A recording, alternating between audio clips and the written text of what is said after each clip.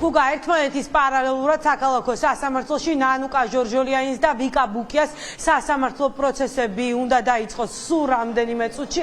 ახლა მე ვხედავ რომ ნანუკა ჟორჟოლიანის ხდომათა დარბაზში, სადაც მისი პროცესი უნდა გაიმართოს, ხალხი არის შეკრებილი, ელოდებიან რომ გაიღება ხდომათა დარბაზის კარი და მათ ექნებათ შესაძლებლობა შევიდნენ დარბაზში. ნანუკა ჟორჟოლიანის პროცესი მე-5 დარბაზში ტარდება, ვიკა ბუკიას პროცესი კი 51 დარბაზში. უნდა აღინიშნოს ის ფაქტი, რომ ორივე ჟურნალის ქართული ოცნების წევრებისთვის შეურაცხყოფის მიყენებას ედავება ძალოვანი უწყება. ახლა საინტერესოა, შინაგან საქმეთა სამინისტრო რა შუამდგომლობით მიმართავს დღეს სასამართლოს, მოითხოვენ თუ არა ჟურნალისტების დაპატიმრებას, თუ ჯარიმით შემოიფარგლებიან. ნანუკა ჟორჟოლიანმა და ვიკა ბუკიამ განაცხადეს, რომ ისინი არაპირებენ მონანიებას, ამბობენ, რომ ისინი გამოხატვის თავისუფლების ფარგლებში მოქმედებდნენ და საკუთარი პოზიცია დააფიქსირეს ქართული ოცნების წევრების მიმართ. აქვე აუცილებლად ის ფაქტი უნდა აღინიშნოს, რომ ნინო წილოსანმა დღეს თქვა, რომ არავის დაპატიმრებას არაპირებენ და დააკისრებენ სამართალ დამუღვევებს, ჯარიმას და ჯარიმას. ეს იყო სწორედ ნინო წილოსანის პოზიცია და აქ ბუნებრივია ჩდება კითხვა, საიდან აქვს ინფორმაცია ქართული ოცნების წევრს, რა გადაწყვეტილებას მიიღებს სასამართლო, რადგან ჯერჯერობით არც ერთ მოსამართლეს, არც ერთ სამართალ დარღვევასთან დაკავშირებით არ უმსჯელია.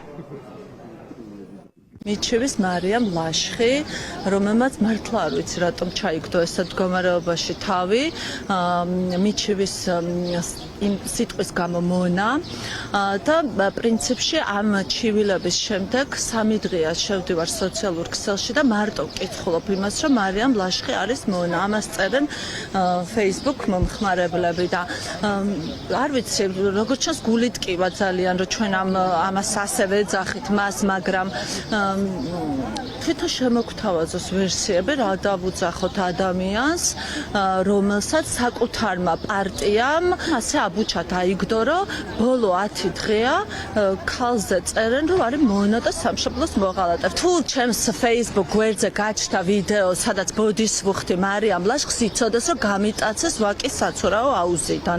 სხვანაირად არანაირ მონანიებას არ ვაპირებ. გახსოვთ ერთი პერიოდი ჯარიმების ისტერიკა რო იყო, რაღაც ყოველ შუა ჯარიმებდნენ, დღეს სამი ჯარიმა მოხდა და საბოლოო ჯამში რუსთაველზე მივიღეთ ძალიან ლამაზი კარნავალი.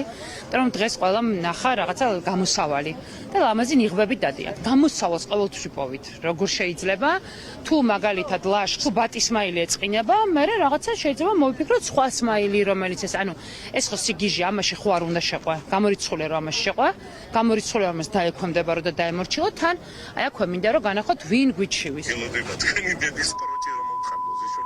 დიცა სამხარაძეას აქტივისტებს ურეყავდა. აი ესენი გვეუბნებიან, რომ უწმაწური სიტყვები არ მოსწონთ.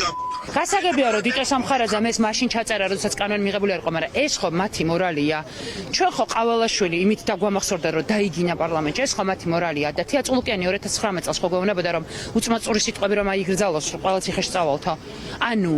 როდის იყვნენ, არ სიმართლე ამ ადამიანებს არ ვთქვამთ არასდროს და ერთი სტანდარტი, მორალური სტანდარტი არ ქონიათ არასდროს. წილოსელმა წინასწარ იცის დაგვაჯარიმებენ თუ დაგვიჭერენ და საიდან თავისუფალი სასამართლოს პირობებში წილოსელმა საიდან გაიგო, ჩვენ რას მოგვიშჭიან? პატიმრობას ითხოვთ ნანუკასას? თუ ნინო წილოსალმა თქვა, რომ ჯარიმა და ჯარიმაო და ჯარიმა იქნება? ჯარიმა იქნებაო, ნინომ ესე თქვა და ჯარიმას მოითხოვთ? ჩატარდება დასწრების ეტაპზე უკვე შუამდგომლობის სავალდების სამშობლოსთან დაკავშირებით, მაგრამ ჩემი შუამდგომლობა აპრიორი არ შეიძლება არ იქნეს გაფიქსირებული და სასამართლო თვითონ გადაწყვეტს. როგორ წესი ითვალისწინებენ ყოველთვის და წილოსალმა თქვა, რომ იქნებოდა ჯარიმა და ჯარიმა იქნება? იცი ვერ გეტყვით.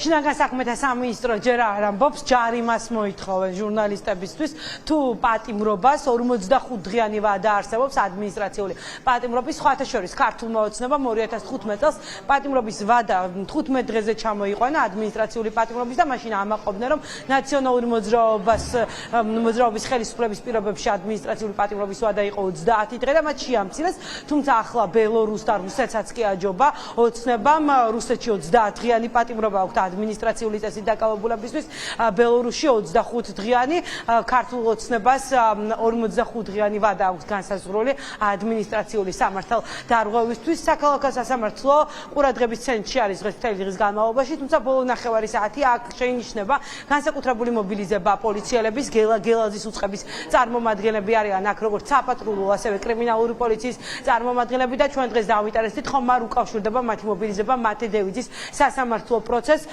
და გვაქვს კითხვები ბუნებრივია მათთან, ხომ არ აქვთ ინფორმაცია რომ მოსამართლე დღეს აპირებს გადაწყვეტილების გამოცხადებას და ეს არის მიზეზი რის გამოც გამოჩნდნენ სწორედ საპატრულო პოლიციის ეკიპაჟები საქალაქო სასამართლოს ეზოში.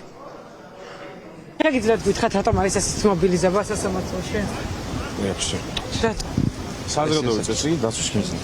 აი რამე ხდება, რამე პროცესებია თუ რა? პირველად ნახეთ პოლიცია. ძალიან ბევრი პოლიციელი ხართ, ამდენი ყოველდღე არ ხართ, მე ყოველდღე სასამართლოში ვარ. მათედევიძის განაჩენს ხომ არ უკავშირდება? გაქვთ ინფორმაცია რომ მოსამართლემ განაჩენი უნდა გამოაცხადოს და ამიტომ მოხვედით აქ? ჩვენ ვართ ყველგან, სადაც საზოგადოებრივი წესრიგია დასაცავი. აი აქ რამე იცით რომ დასაცავია და საჭიროა? თუ იქნება საზოგადოებრივი წესრიგს ყველგან დავიცავ. ყველგან ამდენი ხო არ ხართ? ყოველდღე სასამართლოში ამდენი არ ხართ. რაიმე ინფორმაცია ხომ არ გაქვთ რომ დღეს მოსამართლე აპირებს მათედევიძის საქმეზე გადაწყვეტილების გამოცხადებას? არაფერი ინფორმაცია არ აგვაქვს. მათედევიძის განაჩენის გამო ხართ მოსული? საიდან გაქვთ ინფორმაცია რომ მოსამართლე გამოაცხადებს გადაწყვეტილებას? აი რატომ გახდა მობილიზება საჭირო? კარგად კომენტარს. განაჩენი არის მათედევიძის, რამე იცით? აი საზოგადოებრივი წესრიგი ყოველდღე დასაცავია ხო?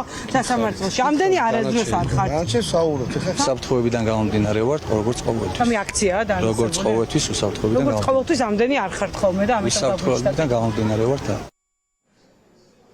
საქალაქო სასამართლოში შეკრებილი ადამიანები ამბობენ, რომ ქართული ოცნება ონლაინ დიქტატურის დამყარებას ცდილობს. ახლა ერთმანეთის პარალელურად ორი ჟურნალისტი სასამართლო პროცესი მიმდინარეობს, ნანუკა ჟორჟოლიანის და ვიკა პუკიასი. აქ არის ერთი საინტერესო დეტალი, მაყურებელს მე მივაწვდი ინფორმაციას, რომ დღეს ბუნებრივია ყველა პროცესზე, რომელიც გაიმართება ადმინისტრაციულ სამართალდარღვევასთან დაკავშირებით, ადამიანები, ვინც სამართალდამღვევებად არიან გამოცხადებული, მოითხოვენ რომ ქართული ოცნების წევრები დაიკითხონ, აი მაგალითად, ვინც ყველაზე მეტად აქტიურობს, მამუკა მდინარაძე, ნინო წილოსანი, მარიამ ლაშხი, თეა წულუკიანი, ეს ის 4 ქართული ოცნების წევრია, რომლებიც უჩივიან სწორედ აქტიურ მოქალაქეებს კრიტიკული პოზიციის გამოხატვის გამო. ეს შუამდგომობა გიორგი ტუმასიანის სასამართლო პროცესზე უკვე დააყენა, გიორგი ტუმასიანმა მოითხოვა მდინარაძის გამოკითხვა, თუმცა მოსამართლემ თქვა, რომ საჭიროდ არ თვლის, რომ ქართული ოცნების წევრს მოусმინოს, არადა სამართალდამღვევებად გამოცხადებული ადამიანები ფიქრობენ, რომ აუცილებელია ქართული ოცნების წევრებმა თავად უთხრან სასამართლოს შეურაცხყოფილად მიჩნიეს თუ არა თავი, როდესაც სხვადასხვა სტატუსი წაიკითხეს. მოკლედ ასეთია ვითარება საქალაქო სასამართლოში, ჩვენ ბუნებრივია მოვლენების განვითარების შესაბამისად ისევ დაგიბრუნდებით პირდაპირ ეთერში.